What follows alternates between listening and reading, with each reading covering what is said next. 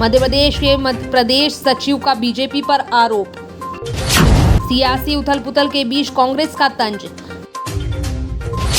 भाजपा की कार्य समिति की सूची पर उठाए सवाल। कहा सांप्रदायिक रंगों से रंगी बीजेपी की कार्य समिति। लंबे अंतराल के बाद मध्य प्रदेश बीजेपी ने प्रदेश कार्य समिति की घोषणा की है, लेकिन कांग्रेस बीजेपी को लगातार घेरने की कोशिश कर रही है। मध्य प्रदेश कांग्रेस के प्रदेश सचिव राकेश सिंह यादव ने भाजपा की कार्य समिति की घोषणा सांप्रदायिक रंगों में रंगी बताई है।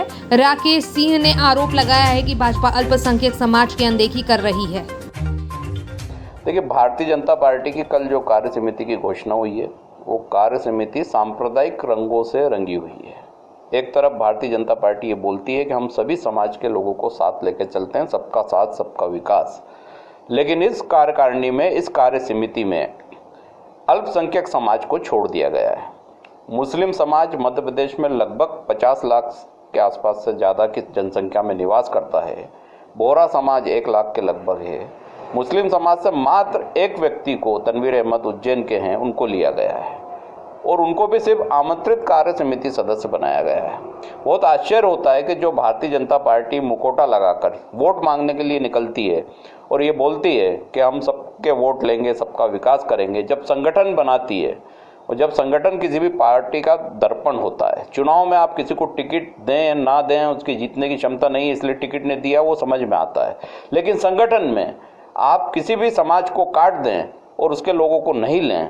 बोहरा समाज से एक भी व्यक्ति को नहीं लिया गया है, जबकि 1 लाख की जनसंख्या मध्य प्रदेश में है। क्या बोहरा समाज का प्रतिनिधित्व भारतीय जनता पार्टी के संगठन में नहीं होना था? क्या मुस्लिम समाज का प्रतिनिधित्व भारतीय जनता पार्टी के संगठन में नहीं होना था? क्यों नहीं लिया गया? साफ और स्पष्ट है कि आरएसएस की रणनीति है कि सांप्रदायिकता के हिसाब से राजनीति की जाए, मुस्लिमों के वोट लिए जाएं, बोहरा समाज के वोट लिए जाएं और जब संगठन में इनको लेने की बारी आए तो इनको बाहर का रास्ता दिखा दिया जाए।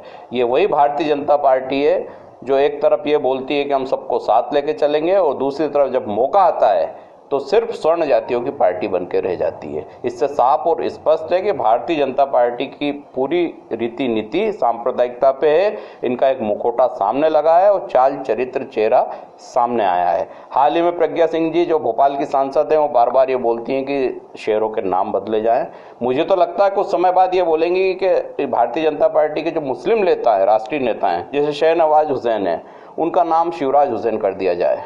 मुख्तार अब्बास नकवी हैं, उनका नाम विष्णु नकवी कर दिया जाए। ये भी होने वाला भारतीय जनता पार्टी में, क्योंकि ये पार्टी सिर्फ और सिर्फ जाति और धर्म के आधार पर चलने वाली पार्टी है।